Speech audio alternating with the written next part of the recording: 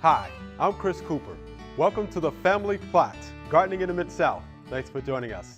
Today, we're going to show you some tasty, healthy options for your next tailgate party. Delicious, fresh vegetable kebabs, and more.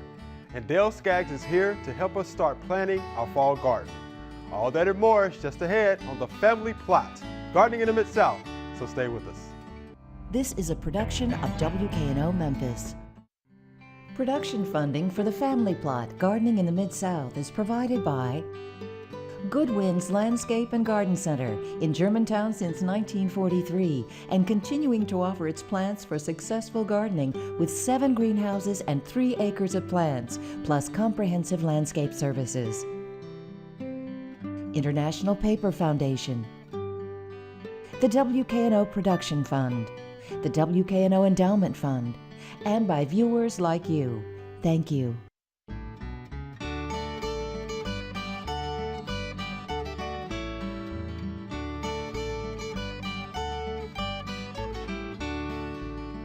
Hi, welcome to the Family Plot. I'm Chris Cooper. Joining me today, this is Nellie Owens. Hi, Chris. Nellie is a TSU Extension agent right here in Shelby County, and Dale Skaggs is here.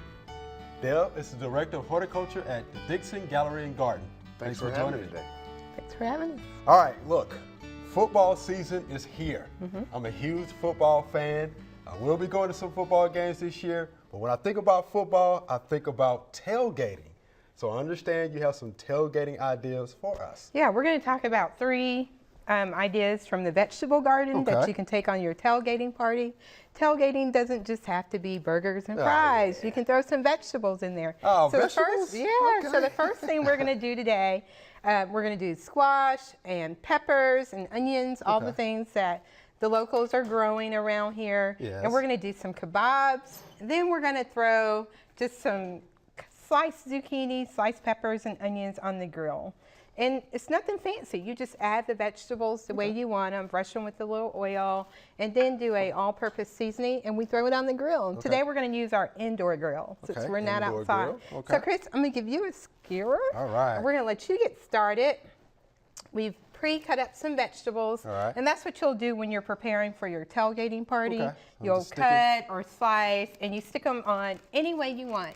And then for our guys that may want some veggies for their burgers, we're going to give this to Dale. We're you gonna put toss Dale to those work. in there, All right. and then we are going to just pour some oil in the bag and some seasoning and let you shake away.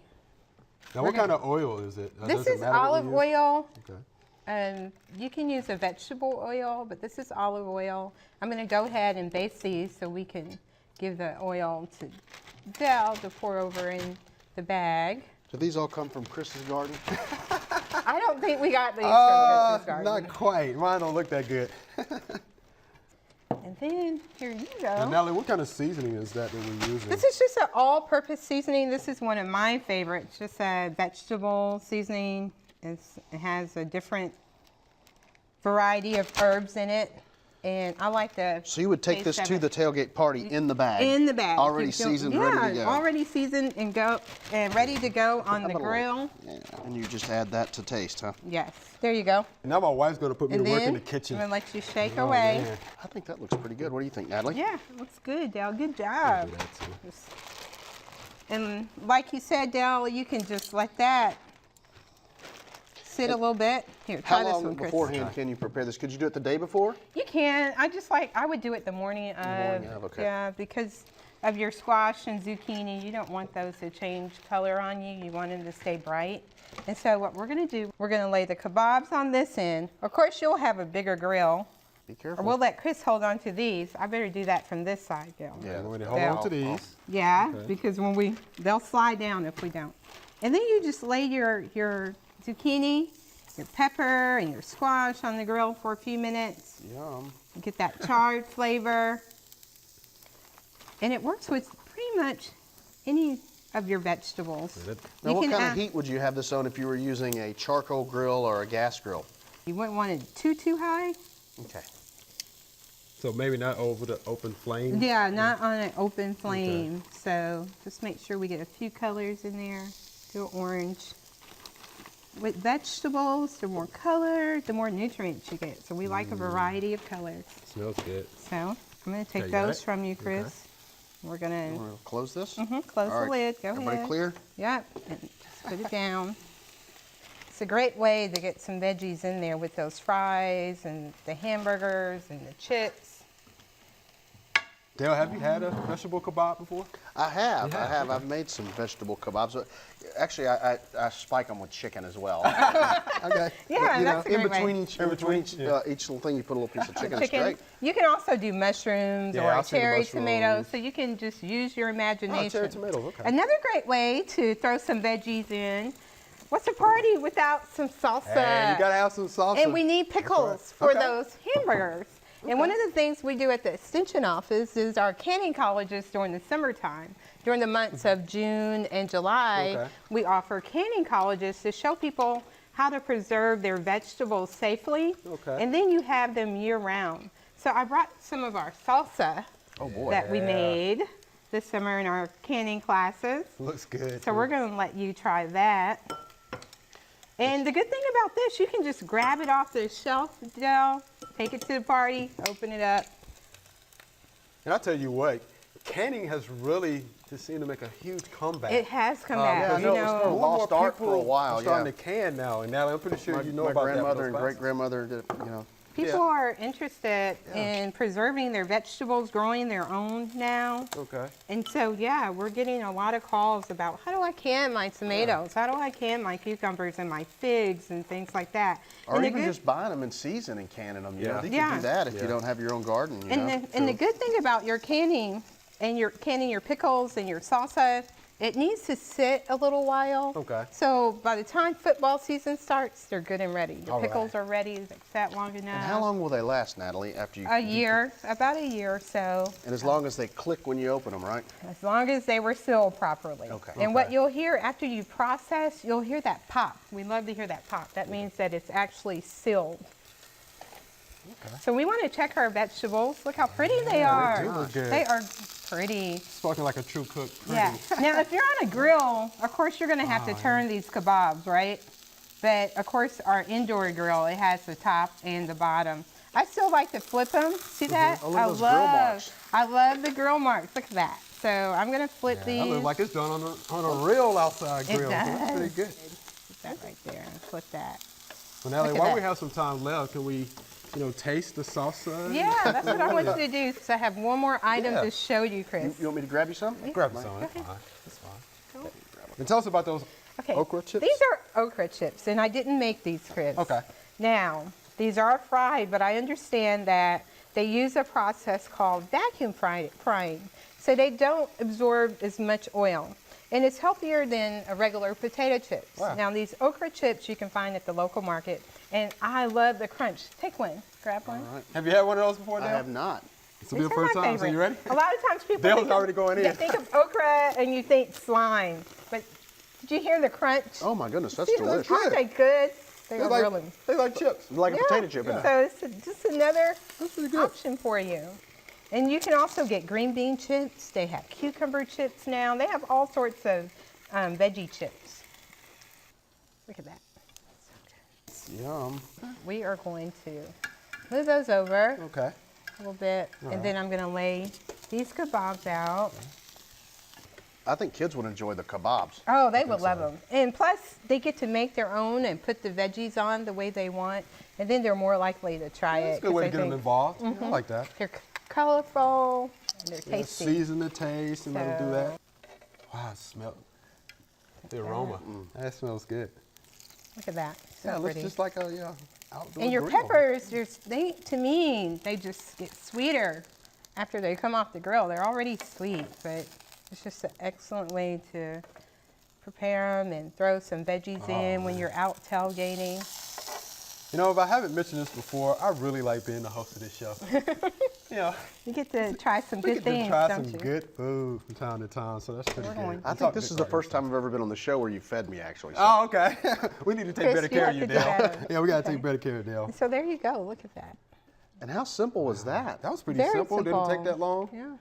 Now, are you for hire? Do you come out and would you cook these for the football for the football tailgates? If the price is right, I might. So one for you, one for you. Okay. It's not wrong. Impressed. Cooked to perfection. It's real nice. All right, Nellie, we appreciate that. Well done. Thank you. There are a number of gardening events going on in the next couple of weeks. Here are just a few that might interest you.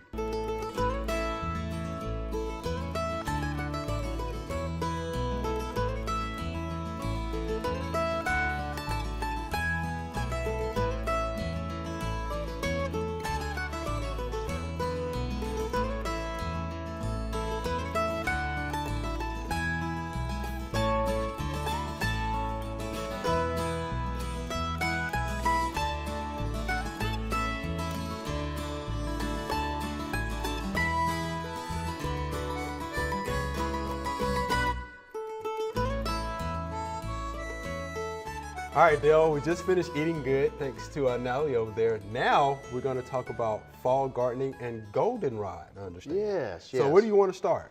Well, the current exhibition at the Dixon is the Coran exhibition, and there's a lot of portraits of paintings of women in the garden, a lot of goldenrod. This is the Golden Profile, which is the cover of our quarterly magazine, The Leaf. Okay. And so we saw an opportunity to sort of celebrate the gardens and galleries. So we've planted several different cultivars of goldenrod. There are a lot of goldenrod that work well in the gardens. Okay. In fact, when I went to England, it was pretty ubiquitous. You would see a lot of goldenrod in their gardens, and it's used lesser here. And I think one of the big reasons is it sort of has a stigma around it that it causes allergies, and it does not. Dr. Jerry Duncan, who's a pediatric allergist, has been in the business for a long time, and he told me that the pollen on the solidago is not windborne. It's real heavy, and it's carried by bees. So there's no way that it could be causing the allergies because it's not windborne. It's the ragweed that blooms at the same time, and it has green flowers, and nobody sees those. And so everybody sees this conspicuous goldenrod flower, and they think that that's the culprit. So, but anyway, there are a lot of good cultivars of goldenrod that you can use in your garden, and I know that Lichterman Nature Center has sold a lot of them at their plant sale in the past. We tend to look for the cultivars. There's Golden Fleece and some others that are more compact, well behaved, and they don't tend to run in the garden. So, Well behaved. Well behaved. We're excited about goldenrods, and I just think they're sort of overlooked. And you know, we're always looking for things late summer and fall, and they sort of celebrate the fall and sort of signal this fall season. So that's the exciting things about goldenrod. So come to the Dixon and see our goldenrod, and also the exhibition. And Susie Askew has worked with the garden staff and an outside carpenter to build these frames that are located throughout the garden. And so you can, gives you an opportunity to go and have your photo made in a beautiful frame that frames a view at the Dixon that contains flowers. So very much like the Coran thing. So I thought it was very creative and a great way to deal with that. So the exhibition's great, the flowers are great. Come out, we're getting some a little bit cooler weather, so I think it's a good time to come out and see some things at the Dixon. Okay, I think that would be good. Now, what about fall gardening? Yeah, we are. About that? I think they always hear fall is for planting. Yeah. And we've in the past we've had a fall plant sale, and it's not as well attended. I think people are just not thinking about their gardens in the fall. They're thinking about football and tailgating and good food. So I think there's. I think there's a lot of that, but fall is the better time to plant, especially if you don't have irrigation, woody plants especially. So we're having a fall open nursery day at the Dixon. Okay. And it's the 4th of October, and it'll go from 9 till 3. And we're just opening the doors on our nursery. We have wonderful nursery stock that has been grown by Celia Chastain at the Dixon, and it looks fantastic. And so we're going to offer some plants, and hopefully we'll have some folks come out, and we'll have master gardeners and Dixon staff on hand to help answer questions, and it'll just be a real quick sale, unlike our big garden fair in the spring. But we're excited about offering some neat plants this fall. So Hope to see you there. Yeah, I may come out there and Yeah, see you what's going should. on for the fall. Have a little celebrity guest for our Hey, I don't know about sale. that. Now, And you should bring some food. We'll oh, hey, we're making a party. We'll huh? tailgate. Yeah, we'll tailgate. Why don't we tailgate the Dixon We'll tailgate parking and lot? watch flowers. How about that? That I'll would be learn a something little different. bit about my fall gardening. Look, we're talking about fall gardening here. How do we need to prepare our soils for a fall garden? Well, in terms of planting, I typically like to work in lots of organic material in the soil. Depends on what you're planting. You know, Right. a lot of native trees and stuff, you can add less amendments to the soil. But the main thing is you don't want things to be in a hole because it's going to be wet all winter. So you want them to sort of be elevated a little bit Right. and think that the soils do settle. You know, mulching is good too to maintain that even soil temperature. yes. If you have existing plantings, you might want to go in and mulch around them to keep that soil temperature sort of consistent. What kind of mulch do you like? I actually like pine bark mulch. Pine bark, and it will tend to float away. Hardwood is more abundant and it suppresses the weeds better. But the pine bark, to me, it seems to just be better for the plants in general, and I just like the smell of it and the feel of it and the look of it. So, but any good organic material makes a good mulch, you know, as long as it's decomposed. Right, anything that breaks down. Leaves that you collect in the fall, you know, everybody collects all these leaves. We think about the fall, everybody collects their leaves and they put them out to the street. Yeah. They're hauled away. So we're actually composting at the Dixon now. We have 5 huge bins and we're composting all of our leaves. We realized how ridiculous it was to buy in leaf compost when we have all this resource right here. So we're doing quite a bit of composting. Yeah, you could drive around any neighborhood and just see bags of leaves on the curb, and I always wonder why people don't chop those up or compost them. Yeah. Because it's real good for your flower beds. I mean, I use it at home. So. A lot of master gardeners will stop and throw them in the back of their truck and take them to plant a row or somewhere like that and spread them out. And I think a lot of them keep them in the bags over the winter, and then they sort of decompose in the plastic bag and then spread them out in the spring. Now, I wonder, do you have to chop them up real fine? I think it helps the decomposition happen quicker because there's more surface area for the microbes to start attacking and breaking it down. Okay. Yeah. Now, another question for that. Do you till it in? Do you till at the Dixon at all? We do. New plantings we till. We till in organic material, either worm castings or leaf mold, sometimes sand, depending on what we're doing, whenever we do any new plantings. You know, there's sort of mixed thoughts on that. Some people say put them in the native soils and keep them in the native soils, but we like to add organic material until, you know, in most garden settings anyway. Okay.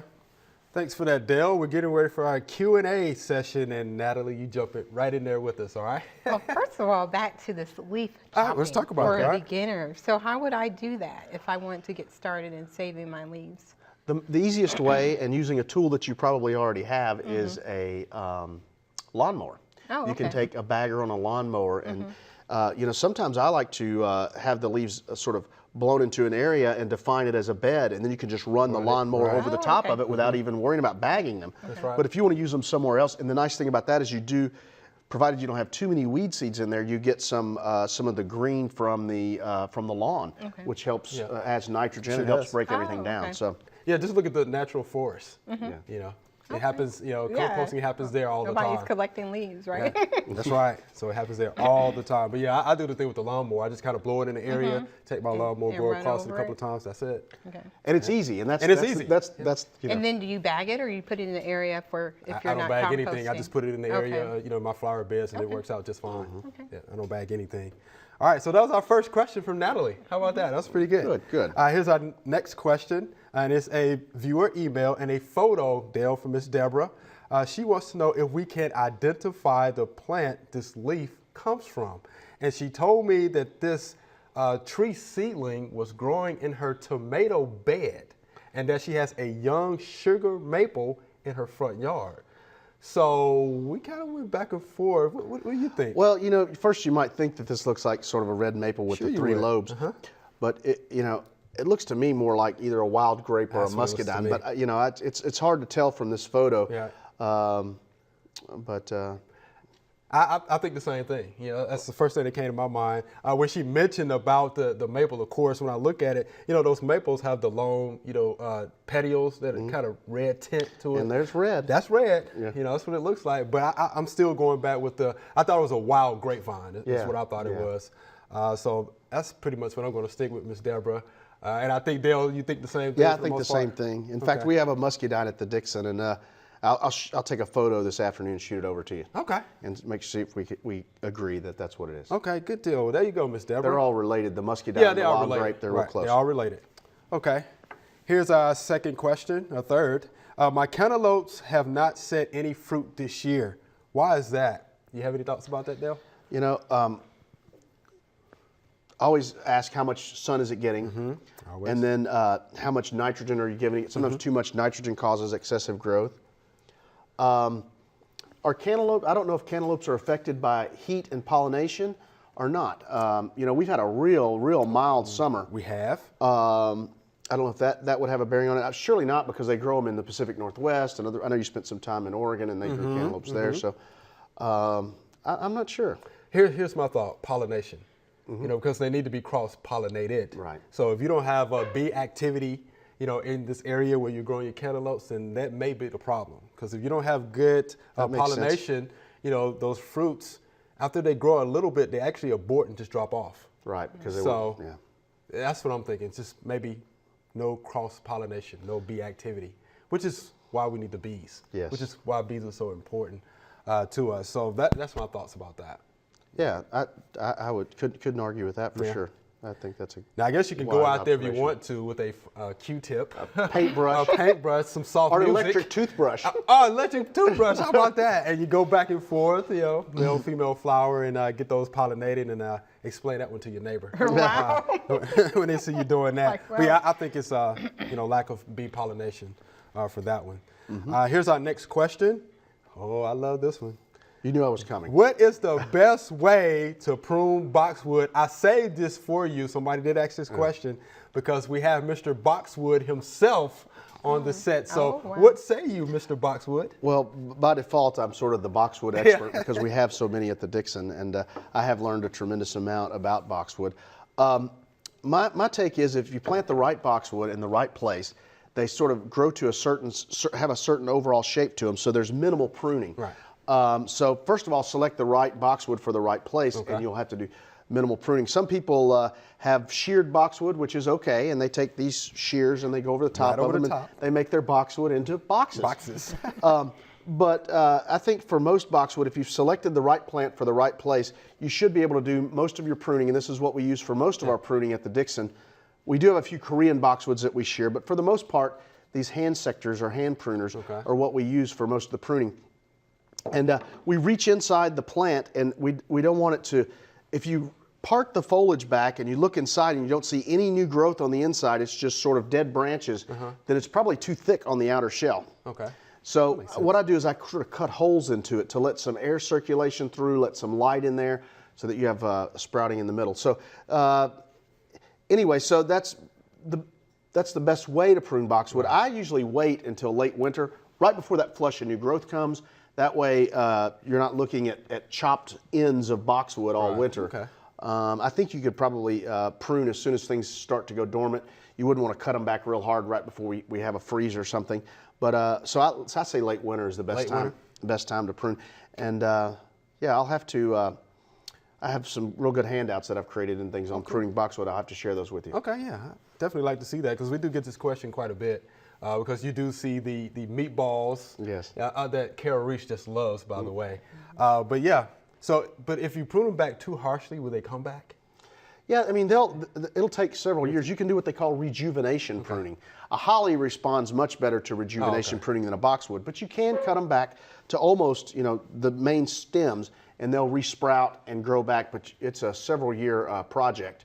To get your boxwood to grow back. So most people don't want to look at the stobs all for 2 years, before they come back out. But you can, they will respond. Okay. And while we have a few seconds left, what's the best boxwood for this area? That's a really tricky question, but don't plant English box. It does not like us. Don't plant English box. American boxwood is a little tricky. It needs some shade. But there's a whole host of boxwood that are lesser known, that'll take full sun, some that are super dwarf, some that are cone shaped, some that are columnar. So there's a whole host of boxwood that are out there, but I like the ones that can take some sun because they don't bronze in the winter and they seem to have less problems. Okay. Thanks, Dale and Natalie. We're out of time. Remember, we'd love to hear from you. Send us a letter or an email with your gardening questions. Send your email to familyplot@wkno.org. The mailing address is Family Plot, 7151 Cherry Farms Road, Cordova, Tennessee, 38016. You can also follow us on Facebook and Twitter. That's all we have time for today. Thanks for watching. I'm Chris Cooper. Be sure to join us next time for the Family Plot, Gardening in the Mid-South. Be safe.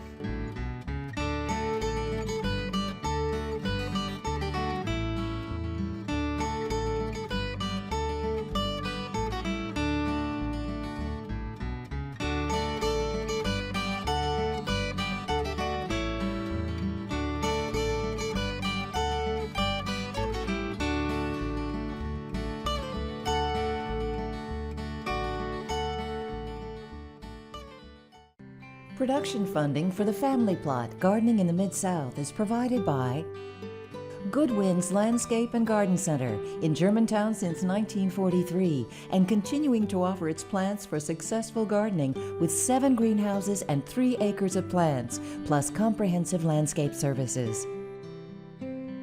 International Paper Foundation, the WKNO Production Fund, the WKNO Endowment Fund, and by viewers like you. Thank you.